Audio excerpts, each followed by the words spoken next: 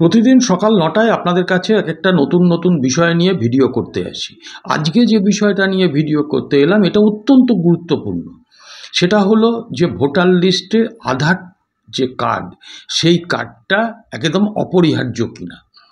আমি এই বিষয় নিয়ে আপনাদের কাছে আলোচনা করার আগে শুধু বলে রাখি যে আমি কিন্তু এই এসআইআর নিয়ে একটা ভিডিও করেছিলাম এর আগে। অনেকে দেখেছেন, অনেকে দেখেননি। যারা দেখেননি বা আবার যারা নতুন করে দেখতে চান, ডিটেল করা ছিল, সেইটা আমি আমার এই ভিডিওর কমেন্ট সেকশানের প্রথম লিঙ্ক হিসাবে দিয়ে রাখছি, আপনারা দেখে নিতে পারেন। যাই হোক, বিষয়টা হচ্ছে গতকাল 14ই আগস্ট এসআইআর নিয়ে বিহারের এসআইআর যেটা হয়েছে তাতে 65 লক্ষ লোকের নাম বাদ গেছে। সেইটা নিয়ে একটা শুনানি ছিল সুপ্রিম কোর্টে। জাস্টিস সূর্যকান্ত এবং জাস্টিস আমাদের জয়মাল্য বাগচির ডিভিশন বেঞ্চ। এখন সেখানে দীর্ঘ শুনানির পরে আদালত একটা অন্তর্বর্তীকালীন আদেশ বা ইন্টারিম অর্ডার দিয়েছে। কি অর্ডার সেটা? সে এই যে 65 লক্ষ ভোটারের নাম বাদ গেল, সেইটা ইলেকশন কমিশনারকে বলা হয়েছে, ইলেকশন কমিশনকে, যে আপনারা সেটা জনগণের স্বার্থে প্রকাশ করুন। কোথায় না, তাদের নির্বাচন কমিশনের ওয়েবসাইটে।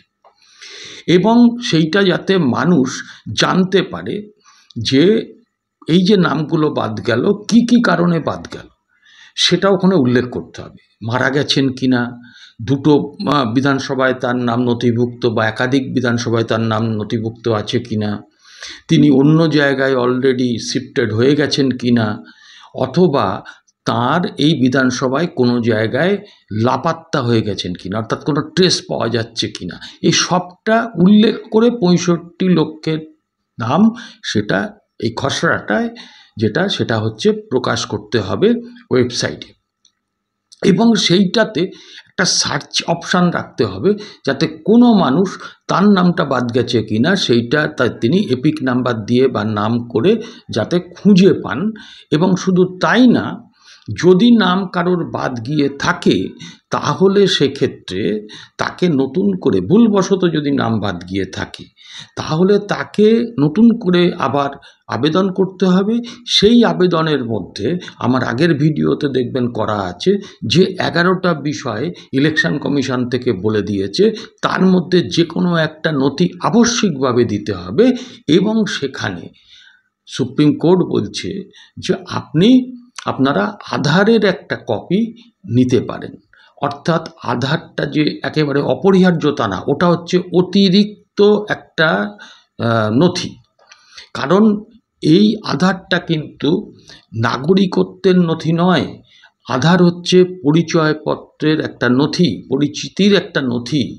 আপনি যে অমুক ব্যক্তি, আপনার বাবার নামেই ইত্যাদি ইত্যাদি, সেটা হচ্ছে পরিচিতি। এটা আমার কথা না, এটা হচ্ছে আধার সম্পর্কিত যে সেকশান আছে, যে ধারা আছে, তাতে 2016 আধার অ্যাক্টে 9 নম্বর সেকশানে পরিষ্কার করে এই কথাটাই বলা আছে।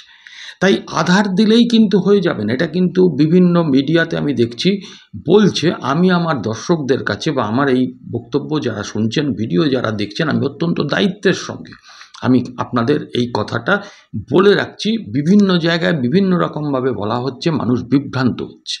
এবং যেটা আপনাদের বলে রাখি যে ওই ইলেকশন কমিশন যে 11টা নথির কথা বলেছে, সেটা কিন্তু 12টা নথি হয়নি। অর্থাৎ ওই 11টা নথির থেকেই আবারও বলছি, যে কোনো একটা নথি আপনাকে সাবমিট করতে হবে। ভোটার তালিকায় নাম যদি অনিচ্ছাকৃতভাবে বাদ যায়, আবার নতুন করে আবেদন করতে হবে। ওই 11টা নথির মধ্যে থেকেই যে কোনো একটা দিতে হবে। এবং তার সঙ্গে অতিরিক্ত হিসাবে আপনি আধার কার্ডের নাম্বার সহ সেটা দিতে পারেন, দিলে সেটা ভালো হয়। এখন এই আধার কার্ড কিন্তু আবারও বলছি, ইলেকশন কমিশনের যে 11টা নথি চাওয়া, তার মধ্যে কিন্তু এটা 12 নম্বর হচ্ছে না। এইটা গেল আপনাদের একটু ক্লিয়ার করার জন্য বললাম। যদি আপনাদের কোনো মতামত থাকে আপনারা নিশ্চয়ই কমেন্ট সেকশানে জানাবেন। আজকে এইটুকুই, আবার দেখা হবে আগামী এপিসোডে। নমস্কার।